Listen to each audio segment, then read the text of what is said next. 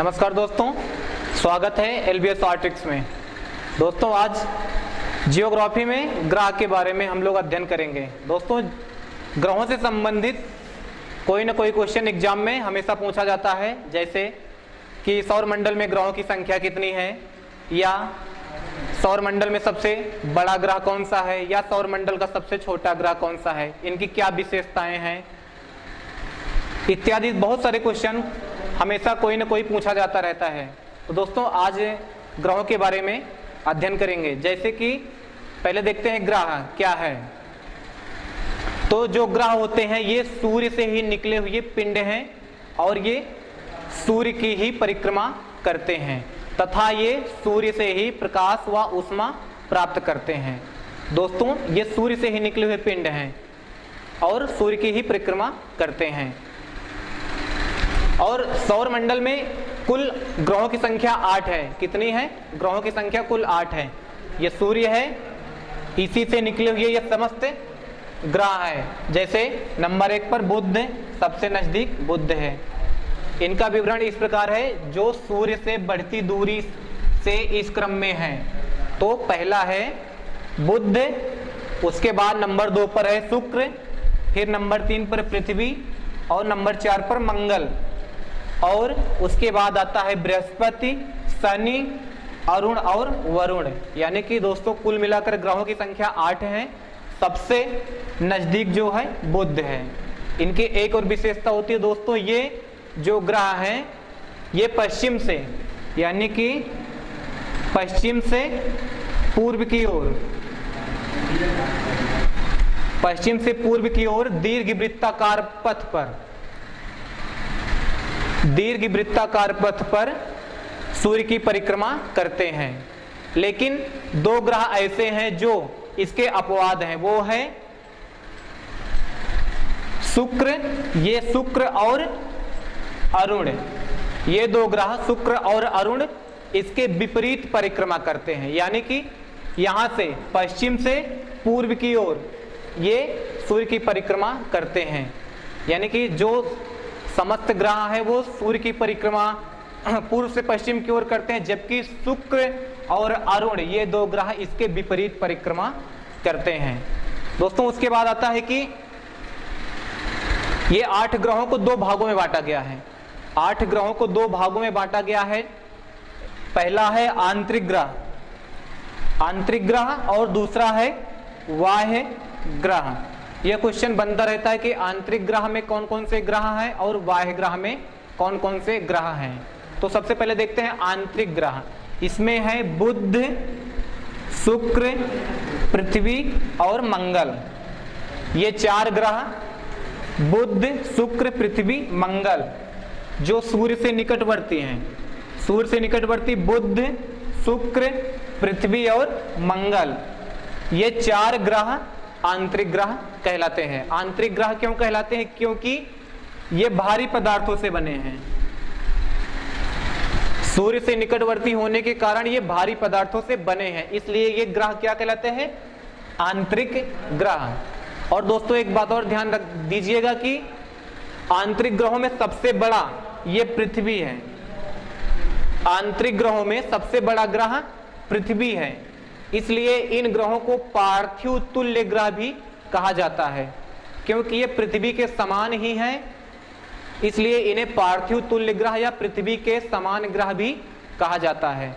तो सबसे बड़ा आंतरिक ग्रहों में हमारा ये पृथ्वी है, जिस पर हम और आप निवास कर रहे हैं।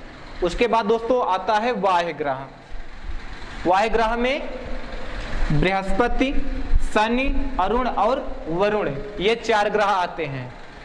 बाह्य ग्रहों में बृहस्पति, शनि, अरुण और वरुण ये 4 ग्रह आते हैं और ये हल्के पदार्थों से बने हुए हैं। कैसे? हल्के पदार्थों से, क्योंकि ये सूर्य से दूरी पर हैं, इसलिए ये हल्के पदार्थों से निर्मित हुए हैं और इनको बाह्य ग्रह भी कहा जाता है। बाह्य ग्रहों में सबसे बड़ा ग्रह बृहस्पति है। सबसे बड़ा ग्रह कौन सा है दोस्तों? बृहस्पति। उसके बाद शनि है, अरुण है, फिर वरुण है। इसके बाद दोस्तों आता है कि सौर मंडल का सबसे बड़ा ग्रह कौन सा है और सबसे छोटा ग्रह कौन सा है। तो सौर मंडल का सबसे बड़ा ग्रह बृहस्पति है और सबसे छोटा ग्रह बुध है। ये दोनों ग्रह सौर मंडल में ऐसे स्थान पर हैं जहां पर सबसे छोटा बुध और सबसे बड़ा बृहस्पति। उसके बाद इनका विवरण देखते हैं दोस्तों, एक एक का विवरण देखते हैं, यानी 8 ग्रहों की क्या विशेषताएं हैं, इनकी क्या खूबियां हैं, उन सबको एक एक पार्ट में बांटकर देखते हैं। तो पहला नंबर 1 पर आता है जो सूर्य से बढ़ती दूरी के क्रम में है, कौन सा? बुध है। तो पहला देखते हैं बुध। बुध की क्या विशेषताएं हैं? या बुध है हमारा जो सूर्य से सबसे नजदीक है। तो सबसे पहली विशेषता इसकी क्या है कि सूर्य से निकटतम तथा सबसे छोटा ग्रह। ये सूर्य से सबसे निकट है और सौर मंडल का जितने भी सौर मंडल में ग्रह है सबसे छोटा कौन सा है? बुध है। उसके बाद दोस्तों इसकी दूसरी विशेषता क्या है कि यह 88 दिनों में सूर्य की परिक्रमा पूर्ण करता है। जो ये बुध है सूर्य की परिक्रमा, अपनी एक परिक्रमा 88 दिनों में पूर्ण करता है। इसकी एक परिक्रमा दोस्तों 88 दिनों में पूर्ण होती है। उसके बाद इसकी तीसरी विशेषता क्या है कि यहाँ वायुमंडल के अभाव के कारण जीवन संभव नहीं है। दोस्तों बुध ग्रह पर वायुमंडल नहीं पाया जाता, ना ही कोई नाइट्रोजन, ऑक्सीजन, कार्बन डाइऑक्साइड, कोई भी गैस यहाँ पर नहीं पाई जाती। इसलिए इस ग्रह पर जीवन की संभावना ना के बराबर है, यानी कि नहीं पाई जाती है। यहाँ पर जीवन संभव नहीं है क्योंकि यहाँ पर वायुमंडल नहीं है। और उसके बाद इसके एक और विशेषता है कि बुध का एक दिन पृथ्वी के 90 दिन के बराबर होता है। दोस्तों बुध का एक दिन हमारी पृथ्वी के 90 दिन के समान होता है। और उसके बाद इसकी पांचवी विशेषता क्या है कि बुध का तापांतर सभी ग्रहों में सर्वाधिक 560 अंश सेल्सियस है। दोस्तों जो सौरमंडल में 8 ग्रह है इनमें से सबसे ज्यादा तापांतर बुध का है। दोस्तों बुध का सर्वाधिक तापांतर 560 अंश सेल्सियस है। और इसकी विशेषता यह है कि इसका कोई उपग्रह नहीं है। सौरमंडल में बुध ग्रह का कोई भी उपग्रह नहीं है।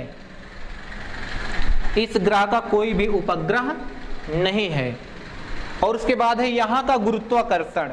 जो बुध का गुरुत्वाकर्षण है वो हमारी पृथ्वी के गुरुत्वाकर्षण का 3/8 होता है। दोस्तों हमारे यहाँ बुध का जितना गुरुत्वाकर्षण है वो पृथ्वी का कितना है? 3/8 है। और इसके पास से बुध ग्रह के नजदीक से जो हमारा कृत्रिम उपग्रह गुजरा था उसका नाम क्या था? मेरियस। ये मेरियस है, ये कृत्रिम उपग्रह है जो बुध के सर्वाधिक पास से गुजरा था। इसी उपग्रह के माध्यम से यहाँ के चित्र लिया गया, यहाँ के बारे में जानकारी प्राप्त की गई। दोस्तों ये था बुध से संबंधित जो मुख्य बातें थी वो यहाँ पर आपके सामने बताई गई हैं। इसमें से कोई ना कोई क्वेश्चन हमेशा बनता रहता है। जैसे कि बुध का सबसे छोटा ग्रह कौन सा है? बुध है, ये भी प्रश्न बनता है। सौरमंडल का सबसे बड़ा ग्रह कौन सा है? बृहस्पति है, ये भी क्वेश्चन बनता है। आंतरिक ग्रह कौन कौन से हैं? आंतरिक ग्रह में बुध, शुक्र, पृथ्वी, मंगल है, यहाँ से भी क्वेश्चन बनता है। बाह्य ग्रह कौन कौन से हैं? बृहस्पति, शनि, अरुण और वरुण। ये आंतरिक ग्रह क्यों कहलाते हैं? क्योंकि ये भारी पदार्थों से निर्मित हुए हैं। ये बाह्य ग्रह क्यों कहलाते हैं? क्योंकि ये सूर्य से दूर है और हल्के पदार्थों से निर्मित हुए हैं। ये इनकी विशेषताएं हैं। इनकी परिक्रमा की अवधि कैसी है? ये पश्चिम से पूर्व की ओर परिक्रमा करते हैं, लेकिन शुक्र और अरुण इसके अपवाद हैं क्योंकि ये पूर्व से पश्चिम की ओर परिक्रमा करते हैं। दोस्तों ये आपको वीडियो कैसा लगा इसको जरूर बताइएगा और इस वीडियो को पूरा देखिएगा ताकि आपको जो भी क्वेश्चन मिल सके उसको आप ले सकें। Thank you.